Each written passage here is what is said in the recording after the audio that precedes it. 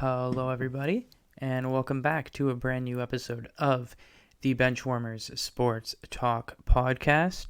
As always, I'm Labi, and today we have a solo podcast episode. It's just me for this week. Hopefully, we'll be back next week with myself and Jacob, but you're stuck with me for today's episode.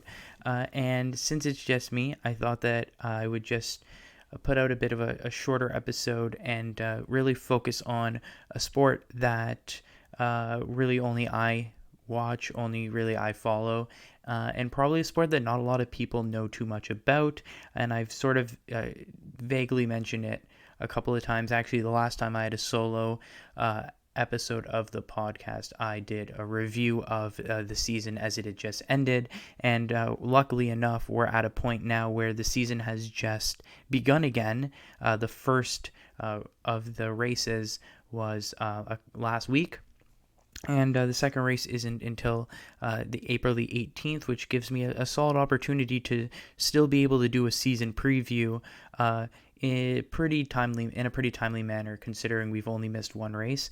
And for those of you who haven't realized what sport I'm talking about by now, it's Formula One, which I know typically isn't the biggest sport, particularly, in Canada, the United States, which is, our audience. But I highly recommend it to anyone who hasn't heard of it.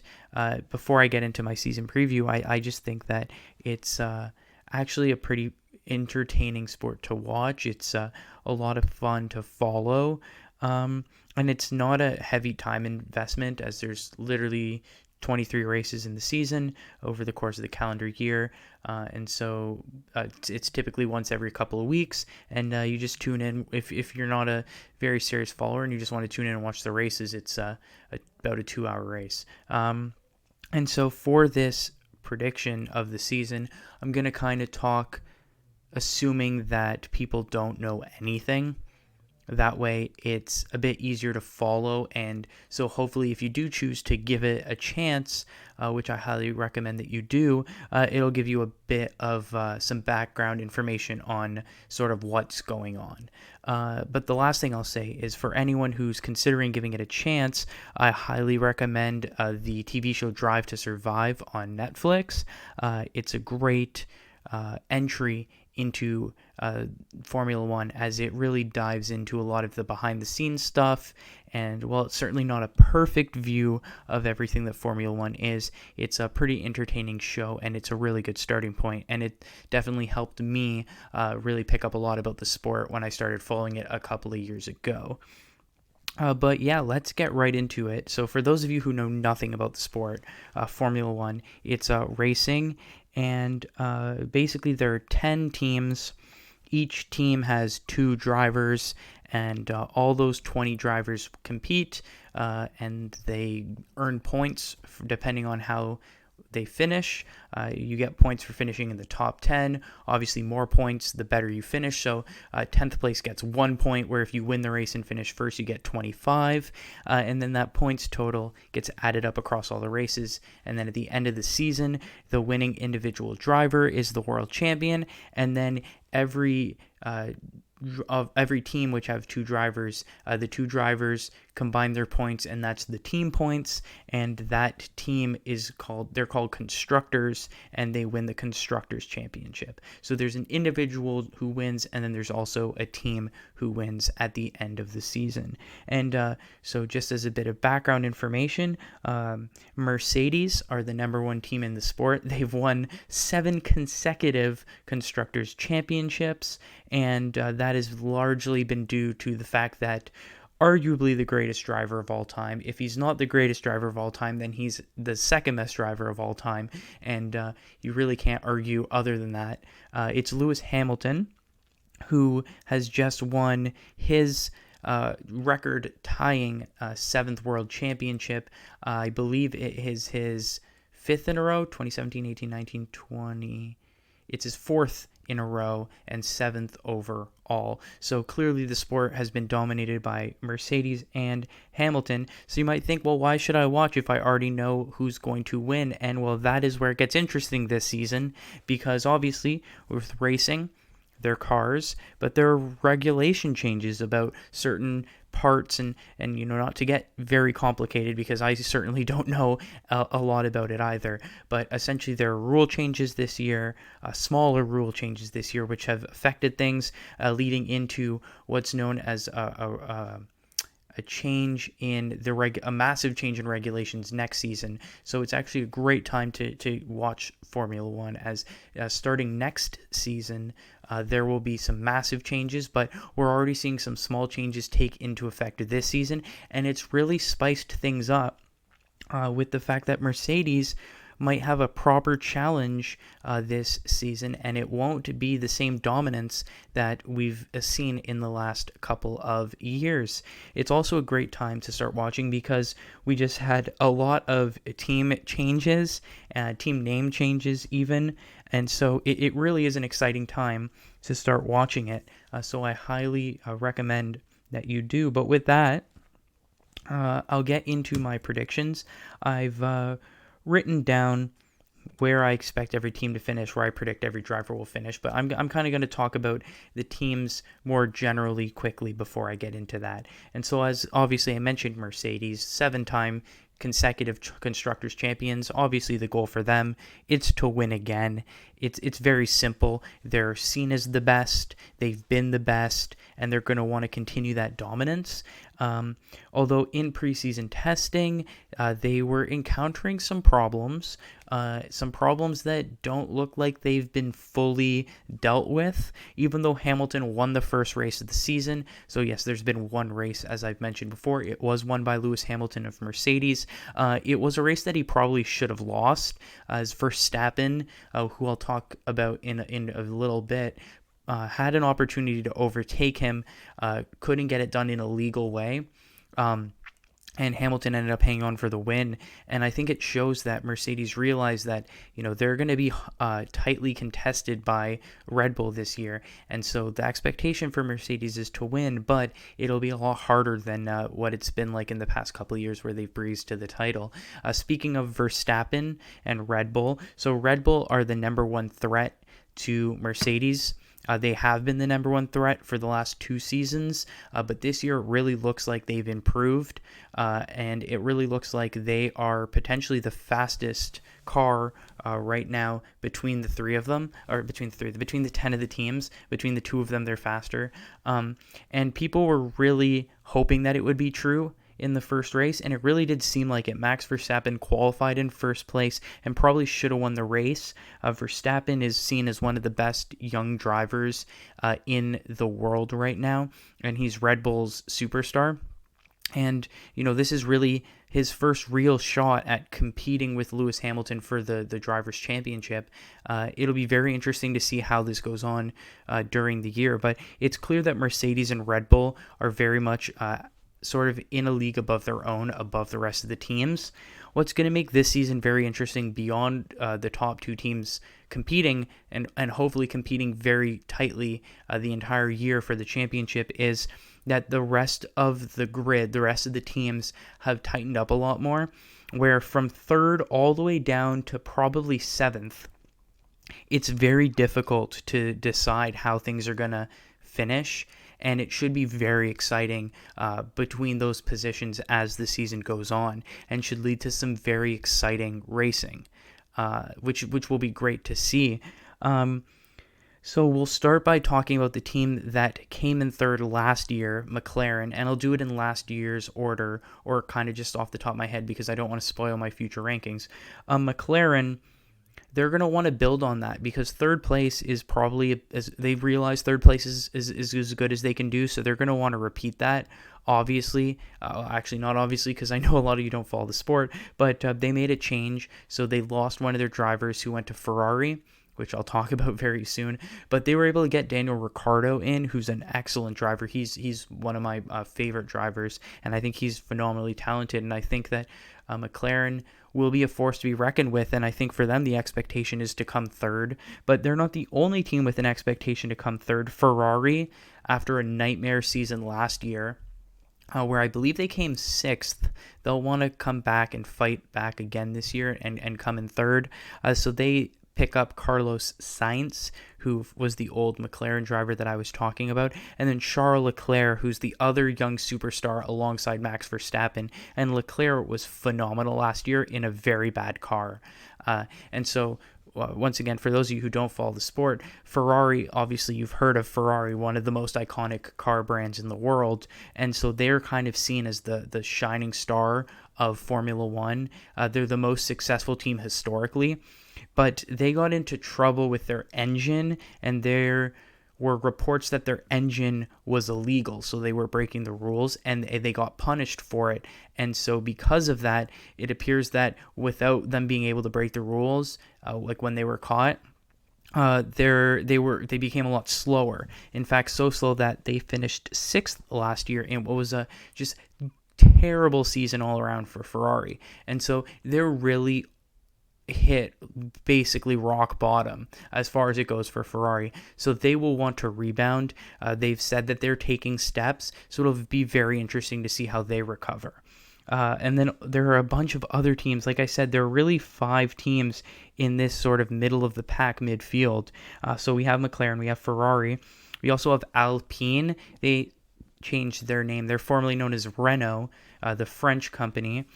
They're now called Alpine, and once again, they were taking steps over the last couple of years. They had Daniel Ricciardo. Ricciardo chose to leave to go to McLaren, which is a huge deal. That's going to be a big rivalry point this year, as McLaren and Alpine are already rival teams. That's just going to add fuel to the fire. But they pick up Fernando Alonso, who's a 2-time world champion, like one of the most popular drivers, probably also seen as one of the more talented drivers of the last 20 years. But obviously, veteran. So, he's a lot older now. It'll be interesting to see how he does after a couple of years away from the sport. He makes a return to Formula One. It'll be interesting to see how he does. Once again, the midfield pack continues. We have Aston Martin, another name change. They were formerly known as Racing Point.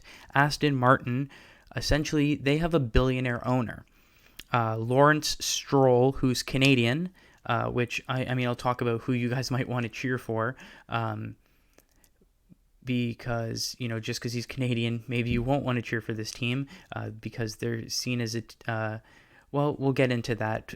But yeah, Lawrence Stroll and his team, Aston Martin, they have his son on the team, Lance Stroll, Canadian, who once again, for all the Canadian listeners, I cheer for him. It's always nice to see Canadians do well, but, people always give him a little bit of shit because, his dad literally owns the team, so he gets that kind of reputation of being a rich boy who, whose daddy bought him the team. But, he's a tremendous driver. He's just been wildly inconsistent, and he's been matched up with Sebastian Vettel, who's a 4-time world champion, but he's really struggled the last couple of years at Ferrari. And he's really lacking in confidence. It'll be very interesting to see the combination of Stroll and Vettel and how much money Aston Martin are going to invest in this team and how much improvement they're going to make, because they really struggled in testing and they really struggled in the first race. But the expectation from Stroll, especially with the amount of money he's putting in this team, is for them to finish 3rd and compete with the Ferraris and the McLarens and the Alpines.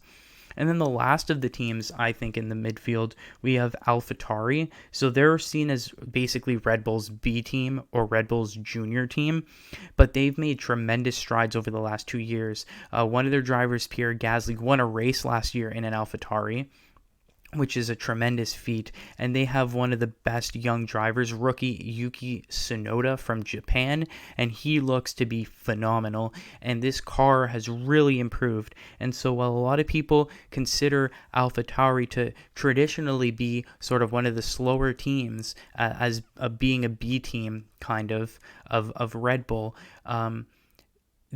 but the reality is that this team is fast and talented, and they're really going to be pushing, and a lot of people think that they're going to be able to compete with the best of the rest of the midfield.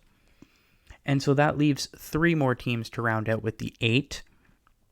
So we have Alfa Romeo, and they are kind of seen as like a Ferrari B team in a little bit, and so very similar to sort of AlphaTauri, traditionally not seen as the fastest, and with Ferrari struggling recently, obviously that's going to impact Alfa Romeo as well, but they're always they always punch above their weight, so they're really seen as sort of the fastest of the slow teams.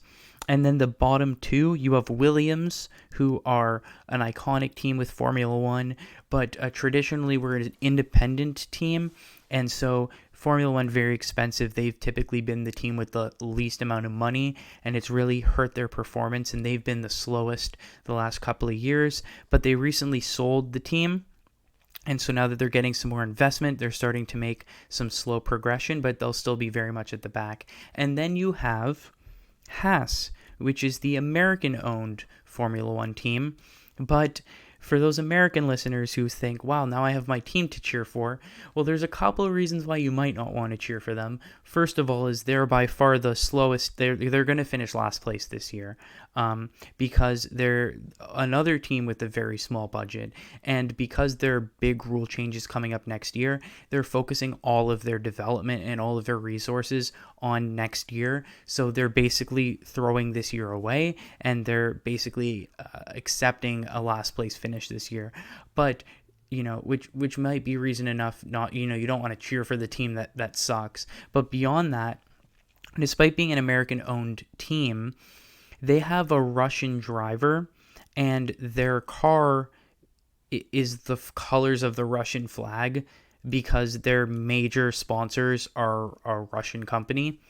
And it goes even beyond that. This Russian driver has sexual assault allegations, not even allegations, like confirmed. He basically posted a video of him sexually assaulting a woman on his social media, and apologized for it, but hasn't had any sort of negative repercussions, at least in the sport, because of it. And that's led to outcry by a lot of Formula One fans, myself included, who thought that, he should be at the very minimum, they should have some sort of, punishment for his actions. A lot of people are calling for the team to drop him as a driver. The unfortunate reality is him being his dad is the chairman of that Russian company that is their major sponsor, and he brings a lot of money in sponsorship to the team. And with a team with a small budget, the unfortunate reality is they need that money, which is why they were never going to drop him from the team. But because of these events, it really has led to a lot of people really hating the Haas team, and particularly Nikita Mazepin. But for American fans who feel all doom and gloom about that now, their other driver is Mick Schumacher, who I mentioned earlier how Lewis Hamilton, he's either considered to be the best or the second best. That's because the other driver who's widely considered to be the best or the second best is Michael Schumacher. Michael Schumacher's son, Mick Schumacher, he's in his rookie season in Formula One, and he's racing for Haas. And so a lot of fans, myself included, want the Haas team it's really difficult because we want Mazepin to struggle, but we want to see Schumacher do well. So for any American fans who want to pick a team to cheer for, it might be tough to cheer for Haas this year with all things, involved around them. But, it'll be, everyone will be cheering for Mick Schumacher, and it's a little bit of a solace for American F1 fans if they do want to cheer for the American team to cheer for the success of Mick Schumacher. But there are the 10 teams, and there is the grid of 20 drivers, and so I'll just get right into my predictions, and I'll start with the drivers, and, well, actually, I'll sort of flip between the drivers and the constructors, and I'll go in reverse order. So, I mentioned it earlier, Haas is going to finish last place, just because of the reasons I gave before, just lack of investment this year, focus on next year. They have 2 rookies, which is going to be difficult for them to do well. Plus, part of me just wants to see Mazepin struggle, which it kind of made me a bit happy that he spun on turn 1 of his first race and crashed out 1 lap into his debut season. And so for that reason, I have Haas finishing as the worst team in 10th place in the constructors. I have Mazepin last 20th place in the drivers. I have Schumacher in 19th. As much as I want to see Schumacher do well, the fact of the situation is, this is a terrible car, and while I think he'll do better than his teammate Mazepin, he's still going to finish in 19th. And then sort of continuing on with this, I think the worst three teams are pretty well defined. I think Haas come 10th, Williams finish 9th, Alfa Romeo finishes 8th, and then that gets reflected in the driver's standings as well. So the two drivers on Williams, one of them is a Canadian, Nicholas Latifi. He's in his second season, but he's still learning and coming to grips with being in Formula One. So he'll come in 18th, but the real reason why he'll come in 18th is because his teammate George Russell, for those of you who don't know, Russell is seen as like one of the best young up-and-coming drivers who hasn't made it yet. Verstappen and Leclerc are seen as the top two young drivers because they're driving for dominant teams in Red Bull and Ferrari. Russell is the next driver who hasn't landed on a big team. He's contracted to Mercedes, and a lot of people assume that he will drive for Mercedes next year, but for now he's stuck at Williams. And so for that reason, I have Latifi 18th, because Russell, just like last year when the two of them are teammates, he'll blow Latifi out of the water head to head, which has more, it has all to do with how dominant Russell is, not anything to do with Latifi. Latifi's still a good driver, and I think that if he had a normal teammate, he would be more balanced. And I do expect Latifi to fight Russell a lot more this year, but Russell will finish above him. But then at the same time, it's a Williams. There's not a lot that Russell can do with respect to beating other people other than his teammate. So Russell's 17th. And then, like I said, Alfa Romeo finishing 8th. They're still slow, but they're the best of the worst. And so I have Raikkonen in 16th. I have Giovinazzi in 15th. The reason I have Giovinazzi over Raikkonen is I truly think this is Raikkonen's last season. And for those of you who are new to F1, just Google Kimi Raikkonen. He's absolutely a legend. He's won a world championship, but he has this reputation of being, against the media. He hates doing press conferences, and, he's just a very keep to himself type of shy person, hates doing media interviews. And so his interviews are hilarious. In the Formula One, in one of the earlier seasons of the Formula One Netflix show, all these drivers are talking about the pressure of driving and how much they love it. And then it pans to Kimi Raikkonen, and he goes, "It's more of a hobby for me," because he's 42 now, I believe, and he's been racing for 20 years. So this is the type of guy he is. Just, if you Google Kimi Raikkonen's funniest moments, you won't be disappointed. Let's just put it that way. But yeah, I really do think that this is the last season for him. And so the reason I have Giovinazzi finishing ahead of him is because Giovinazzi has a lot to prove. There are a lot of young up-and-coming drivers with the Ferrari program in Formula 2 who are going to be looking at those Alfa Romeo seats, trying to steal them. So if Giovinazzi doesn't show improvement this year, doesn't show that he can do well and that he deserves to still have this seat, then he might get replaced next year. And so I really do think he'll deliver, because I think he's a good driver. And so I think he'll beat his teammate and finish in 15th. And so that's the other thing about Formula One. There's only 20 spots. And so there's a lot of talented drivers. So the pressure is really there to deliver, or else you can get dropped. I still think Alfa Romeo might drop Giovinazzi even if he beats Raikkonen, but I think that he'll at least do that much to try to prove his worth. So I have Giovinazzi in 15th. Now, this is where it gets really interesting, because like I said, from 3rd to 7th, it's very tight in terms of the constructors. And that means that from 5th place all the way down to 14th place in the drivers' rankings, it's honestly difficult. And I'm not going to be so dramatic to say that the person in 5th could finish in 14th and the person in 14th could finish in 5th, because I think within that, you kind of have a sense of who's going to be closer to the top and who's going to be closer to the bottom. But it is that in the sense that, I could predict someone to finish near the top of the pack and they could finish near the bottom of that pack. And so my point is that expect a lot of these to be very wrong. I expect my first to fourth to be pretty much accurate, 15th to 20th to be pretty much accurate, but 5th to 14th is going to be very, very difficult to predict. 14th, I have Sebastian Vettel. It pains me to say this. I'm a huge Sebastian Vettel fan. He really deserves better. 4-time world champion, but I mean, he's just he has no confidence off of his last season with Ferrari, and the Aston Martin has shown its unreliability and the same tough to drive, balance issues that the Ferrari had last year. And I really think that that's going to impact Sebastian. And I mean, I hate betting against him, but it just makes too much sense. And there's too much pointing to he's going to struggle again. As much as I would love to see him do well, and I'm cheering for him. I'm a huge Sebastian Vettel fan. He's like he's top 3 favorite drivers for me. I have to put him in 14th. Just ahead of him in 13th, I have Esteban Ocon. Just because I think that Alpine is just not as fast as it was last year. And Ocon, to his credit, he's had really bad luck of coming up against some elite teammates. And Fernando Alonso, on top of being an elite driver, also has a reputation of being a very bad person to have as your teammate from a mental standpoint. And I mean, there's only so much someone can take. There's only so many years you can go being consistently beaten by your teammate before it really starts to get to you.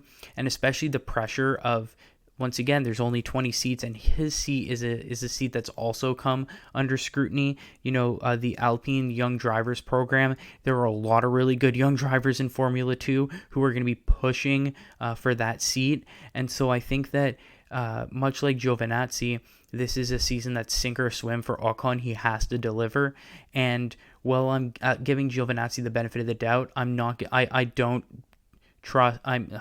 It's really harsh to put it that way, but I think that Ocon will sink, and that's why I have him in 13th. I have Lance Stroll, Canadian boy, in 12th. And this is more to do with the car than it has to do with him. I think he'll beat his teammate Sebastian Vettel, which is why I have Stroll in 12th, Vettel in 14th.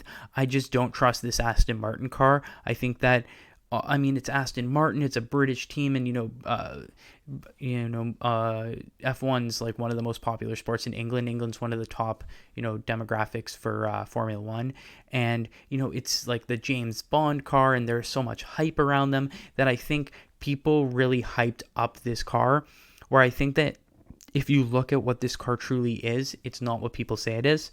So for that reason, I have Aston Martin in 7th in the constructors rankings, and because of that, I've Stroll 12th and Vettel 14th. In 11th, I have Yuki Tsunoda, and I mean, a lot of people are going to call it bold to put him above guys like Stroll, Ocon, and Vettel, but Tsunoda, and to be fair, I am doing these predictions, after the first race has already happened, but Tsunoda, what a phenomenal first race he had. He came 9th place in the race, and he just raced like he had been doing it for years in Formula 1, and not like he was a rookie. And like I said earlier, I think that AlphaTauri is a damn fast car, and I think he'll do well with him behind the wheel of it, so I have him in 11th. And just ahead of him, I have Fernando Alonso. Now look, Alonso's a 2-time world champion. He's a phenomenal driver. I'm certainly not discrediting him, but much like how I believe people were hyping up the Aston Martin car to be more than what it truly is, I think people are hyping up Fernando Alonso being back in the sport to more than it truly is. The reality is he's in his late 30s. He's been out of the sport for a couple of years, and then even the last time he was in this sport, granted it was on a struggling team, he struggled, and I think that Alpine will struggle a bit more this year than they did last year, and for that reason, I'm going to have him 10th. And I mean, by no stretch of the imagination is 10th a disappointing season. It's certainly disappointing for Fernando Alonso, but I mean, in 10th place, we're talking about the upper half now, as he rounds out what would be the top half of the 20 drivers.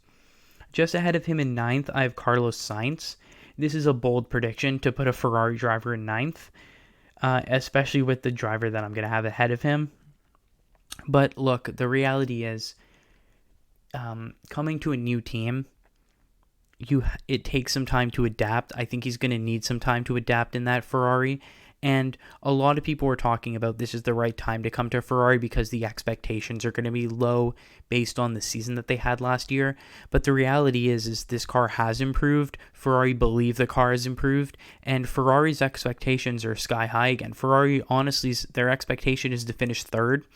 And so there will be high expectations on Carlos Sainz. And I'm not saying he won't meet them. I think that Carlos Sainz is a good choice for this Ferrari seat. I just think that he's going to need some time to adapt to it. And for that reason, I have him in ninth place. Just ahead of him, I have Pierre Gasly, which is a bold call to put an AlphaTauri driver as high as P8 in the championship. But I mean, look, he won a race last year. He's used to the AlphaTauri car, and it's a car that's improved since last year. I think that he's in his element. This is where he wants to be, and he's trying to prove that he deserves a seat, another chance in the top team. For those of you who don't know, Pierre Gasly was a Red Bull driver for half a season, and then they dropped him back down to the B team AlphaTauri because he wasn't consistent enough in his performances. And since he's got dropped back down to the B team, he's been in phenomenal form. He's delivered spectacularly, and I think that he's going to use this season as well as his performance last season to show that he deserves a chance in a really top team. That's why I have him finishing in P8, 8th place. 7th, I have Lando Norris. I mean, Norris will find 7th place disappointing, I think, especially considering how high the hopes are for McLaren. But this has less to do with him and more to do with the drivers who I have ahead of him. I think that he'll be right with his teammate Ricciardo all year. But the reason I have Lando Norris 7th is because I think Ricciardo, his teammate, will beat him. I mean, Ricciardo's a race winner, experience in a top car with his time at Red Bull. I mean, am I biased because Ricciardo's my favorite driver? That's probably a factor. But I think that Ricciardo, despite him being his first year in the new McLaren, which should benefit Lando Norris, him being, I believe, his third season now in Formula One with McLaren. I mean, I just trust Daniel Ricciardo. So I have Ricciardo 5th, actually, Norris 7th, because I have Charles Leclerc, in 6th place. I think that that's maybe a bit high for the Ferrari, but I think that last year Leclerc showed that he had that Ferrari up in places where it shouldn't have been last year. And considering he was able to finish 4th, 5th, 6th in a garbage car, the fact that this car is slightly improved from last year's shows that he can still put this car in. I believe he'll still be able to put this car in 4th, 5th, 6th, and with a little bit more consistency than last year because the car's gotten a little bit better.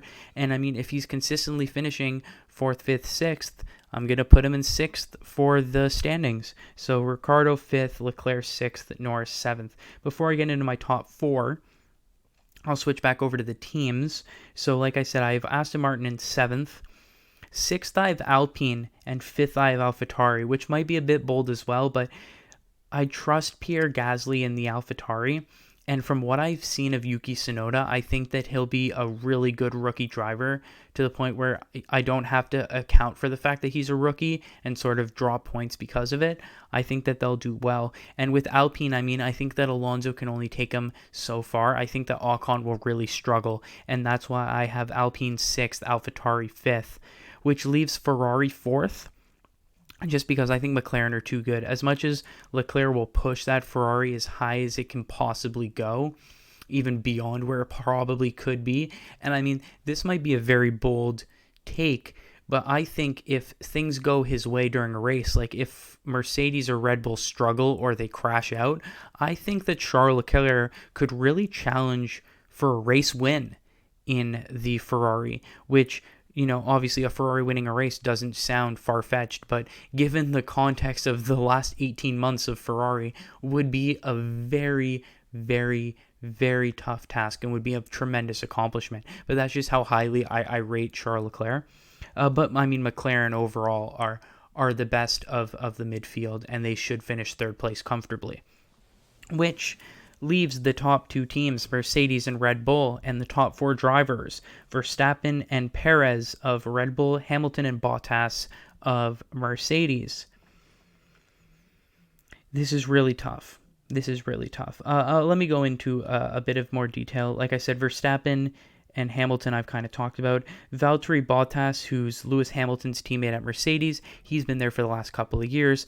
A lot of people are very critical of him, saying that, he only finishes second place all the time because he's in the best car, and he's not good enough to challenge with Lewis Hamilton. And every year he talks about how Valtteri Bottas 2.0, Valtteri Bottas 3.0, Valtteri Bottas 4.0, and Lewis Hamilton still blows him out of the water. Which is tough to see. You obviously want to see competition. You want to see Bottas challenging his teammate. Verstappen has a new teammate in Sergio Perez. Sergio Perez was at Aston Martin last year, and he gets the chance in a Red Bull, and he had a phenomenal season, best season of his career last year, and he is very talented. That second Red Bull seat has been thought of as kind of being cursed, as they've had a bunch of drivers since Ricciardo used to drive at Red Bull. Since Ricciardo left Red Bull, the second seat has been cursed for everyone who has tried it. And a lot of people are hoping that it doesn't happen to Sergio Perez, but are kind of cautiously watching him because of that reputation that the Red Bull is a very hard car to drive, because it's designed purely around Max Verstappen's driving style. But I think Sergio Perez is capable. I think he'll do well in the Red Bull. I think he'll push Verstappen. I think he'll push Bottas, and I think he'll really help Red Bull to a title challenge. But ultimately, Perez fourth, Bottas third, and then it comes to who I think should win the championship. Now, Red Bull have the best car right now entering the season. Verstappen should be winning races right now, but never count Mercedes out. They always improve. They always find a way to win. And on top of that, Hamilton, he showed his talent in the first race, that, even now that he's being challenged, can still do enough to win. So I have to pick Lewis Hamilton to win. As much as I want anyone other than Lewis Hamilton to win just to get something different, you can't bet against the guy who's just the best out of everyone right now. And so, as much as it's boring, I have Hamilton first, Verstappen second, Bottas third, Perez fourth, which means I have Mercedes finishing first, Red Bull finishing second when it comes to the teams. But the good news is, I could be wrong this time. The good news is, even though I think Hamilton and Mercedes will win, I think it will be a lot closer. I think it'll be a lot more exciting. I think that we will see a lot more variety in terms of race winners, and I think we will see a lot more exciting races. Certainly the first race of the season was extremely exciting. A lot of people are saying it was the most exciting opening race of a season ever. And so obviously that leads to the rest of the season being, hyped up. But I really think it will live up to it. And so I hope that I have done enough to, first of all, inform you a little bit about Formula One, give you my opinions of what's going to happen this season if you do follow Formula One. And I also hope I imagine the majority of you who do not watch Formula One, I hope that I've done enough to pique your curiosity, pique your interest, and maybe you'll give it a shot. And if you are, the next race is Sunday, April 18th. They're racing in Italy around Imola, which is, a pretty famous track associated with Ferrari. And then also a couple of other important races if you do just want to check them out as the months go by. So the most iconic race, kind of like the Indy 500 of Formula One, is the Monaco Grand Prix, and that takes place on May 23rd. There's also races in Canada and in the US. Canada's race takes place in Montreal on June 13th, and the US Grand Prix is in Austin, Texas, and that takes place on October 24th. And so, that is going to be it for this episode. I know it's a bit shorter than usual, but I did want it to be a bit shorter. Obviously, being a solo episode, I just wanted to give Formula One some love here on this podcast. But as I said, we should be back next week with a brand new episode, and Jacob should be back next week as well. But until then, thank you so much for listening. If you liked this episode of the Benchwarmers Sports Talk podcast, feel free to give it a thumbs up on YouTube or a 5-star review on Spotify, Apple Podcasts, or wherever else you happen to be listening from. Once again, thank you so much for listening, and we will see you next week.